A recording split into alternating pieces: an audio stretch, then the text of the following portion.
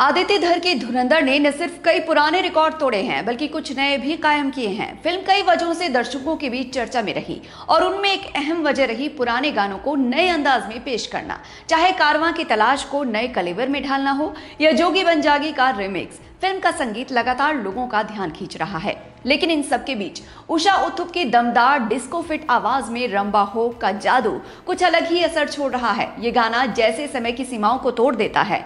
हाल ही में इसी गाने पर थिरकती नजर आई कल्पना अय्यर, जिन्हें इंटरनेट आज प्यार से ओजी कह रहा है। वही अभिनेत्री जिन पर यह गाना मूल रूप से फिल्माया गया था। आइए जानते हैं उस कलाकार के बारे में जिनकी मौजूदगी आज भी उतनी ही असरदार है।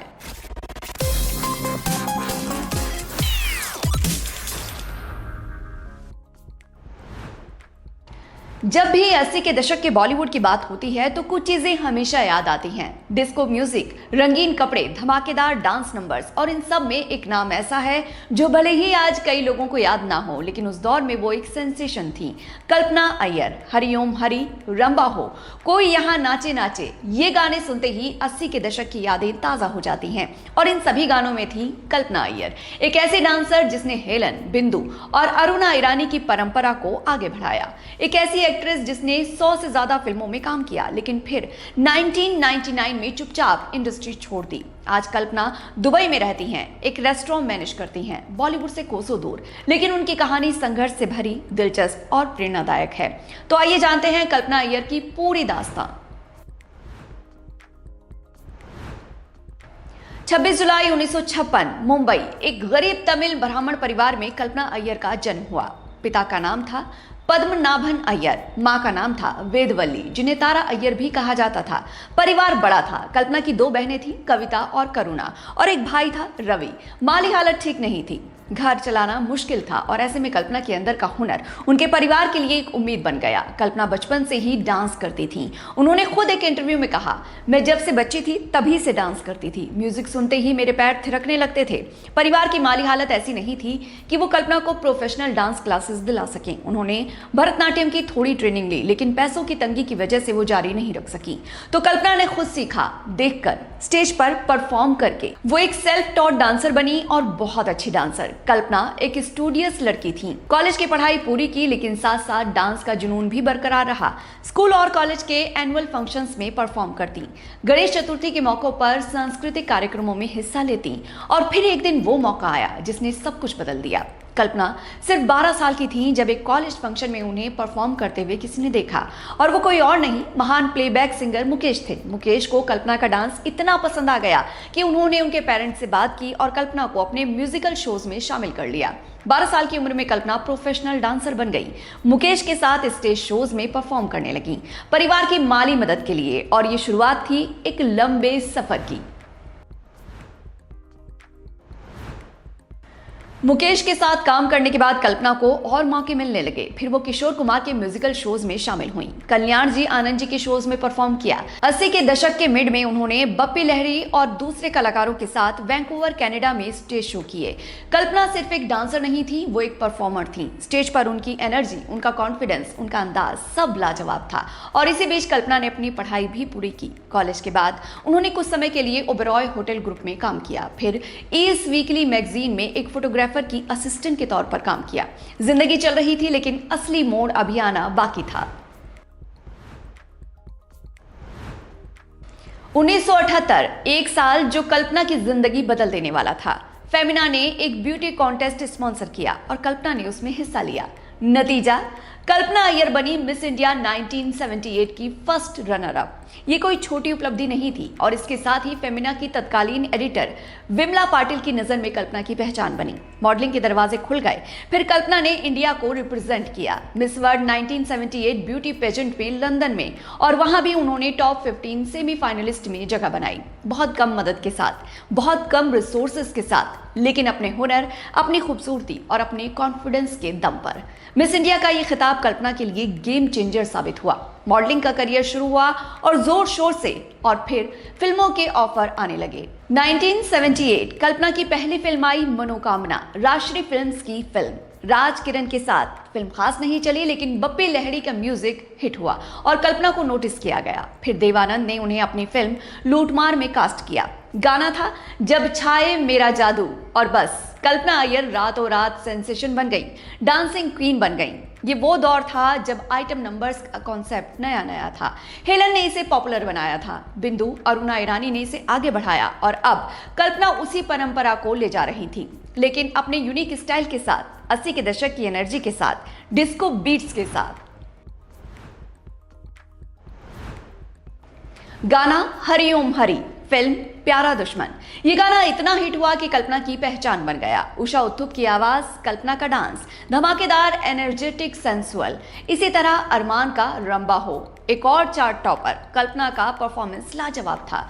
वारदात का गाना तू मुझे जान एक रोमांटिक ट्रैक था जिसमें कल्पना ने अपनी ग्रेस दिखाई। और फिर आया कोई यहाँ नाचे नाचे, डिस्को डांसर का तूफानी गाना। मिथुन चक्रवर्ती की सुपरहिट फिल्म में कल्पना ने निक्की ब्राउन का रोल किया, एक ग्लैमरस राइवल डांसर। ये गाना और कल्पना का डांस दोनों आइकॉनिक बन गए। लूटमार का जब छाए मेरा जादू भी सुपरहिट रहा, वो गाना जिसने कल्पना को फेम दिलाई। एक और यादगार ट्रैक था तुम्हारा प्यार चाहिए मुझे जीने के लिए, फिल्म थी वारदात। इन सभी गानों में कल्पना की खासियत थी, वो सिर्फ डांस नहीं करती थी बल्कि परफॉर्म करती थी। हर मोमेंट में एनर्जी, हर एक्सप्रेशंस में बोल्डनेस, और फिर भी एक ग्रेस, एक एलिगेंस जो उन्हें यूनिक बनाता था। डांस नंबर्स के अलावा कल्पना ने सपोर्टिंग और वैम्प के रोल भी प्ले किए, और बहुत सारे। अमिताभ बच्चन हेमा मालिनी की सुपरहिट फिल्म सत्ते पे सत्ता में कल्पना ने रंजीत की मिस्ट्रेस का रोल प्ले किया। Manipulative, seductive, perfect vamp. फिर आया डिस्को डांसर का निक्की ब्राउन का किरदार। मिथुन की राइवल, ग्लैमरस और बोल्ड। शाहरुख खान और माधुरी दीक्षित की थ्रिलर अंजाम में कल्पना ने एक जेल वार्डन का रोल प्ले किया। इस परफॉर्मेंस को बहुत सराहा गया। फिल्म में उनके कैरेक्टर को फांसी दी जाती है, एक intense dramatic scene. Raja Hindustani में कल्पना ने परदेसी परदेसी गाने में डांस किया।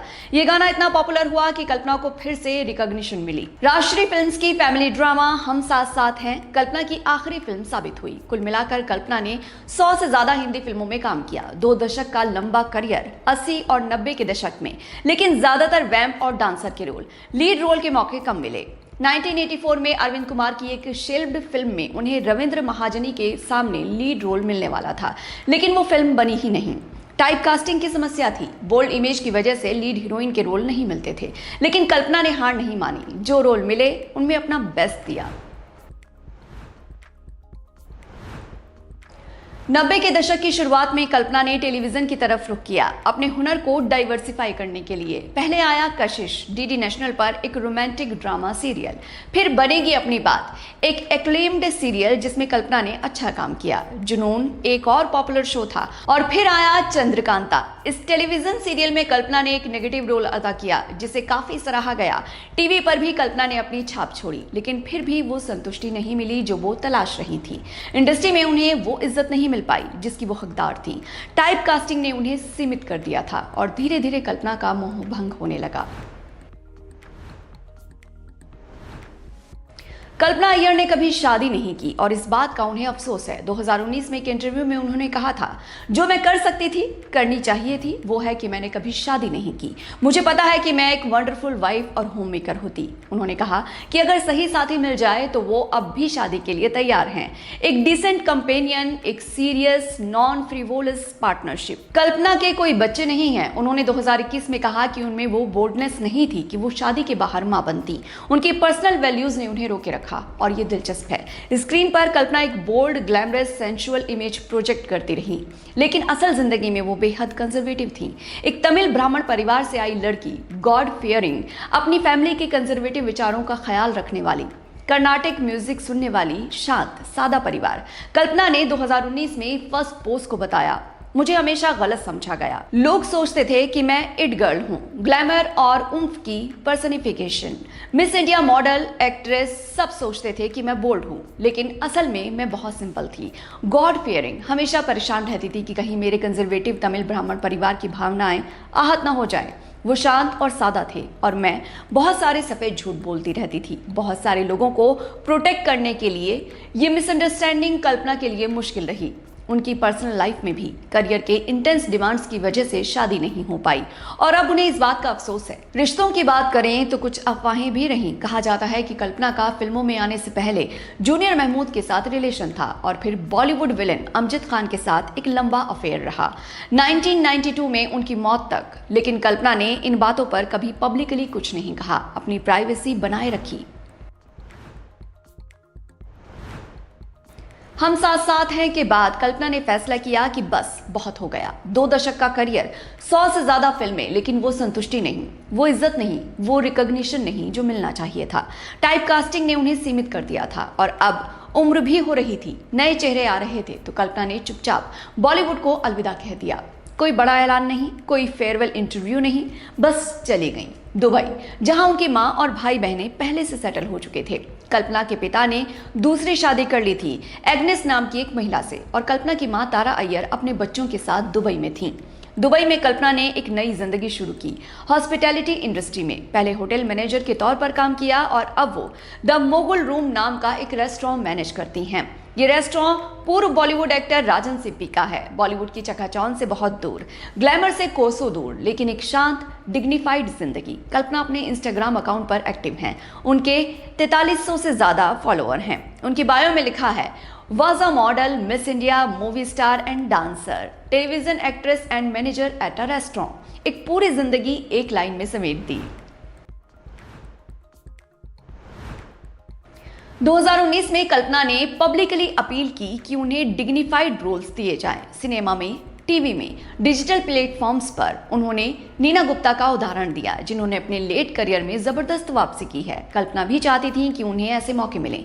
2025 में अप्रैल के एक इंटरव्यू में उन्होंने कहा कि वो एक्टिंग में वापस आना चाहती हैं। उन्हें बॉलीवुड के दिनों की ग्लैमर और कैमराडरी याद आती है, लेकिन साथ ही वो अपनी फैमिली के साथ शांत जिंदगी भी इंजॉय कर रही हैं। फरवरी 2025 के कन्वर्सेशन में उन्होंने कहा, मैं अपनी जिंदगी के बेस्ट फेज में हूँ। 68 साल की उम्र में कंटेंट, डिग्निटी को प्रायोरिटी देते हुए, लेकिन अभी भी वो ख्वाहिश जिंदा है एक्टिंग की, परफॉर्म करने की, स्क्रीन पर वापस आने की। कल्पना अय्यर की कहानी एक ऐसी कहानी है जो बॉलीवुड में बहुत कॉमन है लेकिन कम बताई जाती है। एक टैलेंटेड आर्टिस्ट जो गरीबी से निकल कर आई, 12 साल की उम्र से काम किया, अपने परिवार की मदद की, मिस इंडिया बनी, मिस वर्ल्ड में इंडिया को रिप्रेजेंट किया, बॉलीवुड में आई, 100 से ज्यादा फिल्में की, लाखों लोगों को अपने डांस से खुशी दी, लेकिन फिर भी वो रिकॉग्निशन नहीं मिल पाई जो मिलनी चाहिए थी। टाइपकास्टिंग, बोल्ड इमेज, वैम्प के रोल, आइटम नंबर्स, ये सब उनके टैलेंट को सीमित कर गए। उन्हें वो विविधता नहीं मिली जो वो चाहती थी और फिर चुपचाप इंडस्ट्री छोड़ दी। लेकिन कल्पना का योगदान भुलाया नहीं जा सकता। 80 के दशक के बॉलीवुड में उन्होंने एक जरूरी भूमिका निभाई। हेलन, बिंदु, अरुणा ईरानी की लेगेसी को आगे बढ़ाया। डांस नंबर्स को एक नई एनर्जी, एक नए स्टाइल के साथ, हरि ओम हरि, रंभा हो, कोई यहाँ नाचे नाचे, ये गाने आज भी लोग सुनते हैं, याद करते हैं और जब भी सुनते हैं तो कल्पना अय्यर याद आती हैं। वो डांसिंग क्वीन जिसने बॉलीवुड को एक अलग रंग दिया। आज कल्पना 68 साल की हैं, बॉलीवुड से दूर हैं, लेकिन अपनी यादों के साथ, अपने अनुभवों के साथ और शायद एक छोटी सी उम्मीद के साथ कि कभी वो स्क्रीन पर वापस लौटे, एक डिग्निफाइड रोल में जहां उनके टैलेंट को सलाम किया जाए। एक तमिल ब्राह्मण परिवार से निकली गरीब लड़की जो 12 साल में स्टेज पर उतरी, मुकेश किशोर कुमार के साथ काम किया, मिस इंडिया रनर अप बनी, बॉलीवुड में सेंसेशन बनी, 100 फिल्में की और फिर खामोशी से इंडस्ट्री छोड़ दी। यह है कल्पना अय्यर की कहानी, अधूरी लेकिन प्रेरणादायक, संघर्षपूर्ण लेकिन डिग्निफाइड और हमेशा याद रखे जाने लायक। आज के एपिसोड में इतना ही, फिर जल्द ही होगी मुलाकात। आप देखते रहिए एम बोले तो।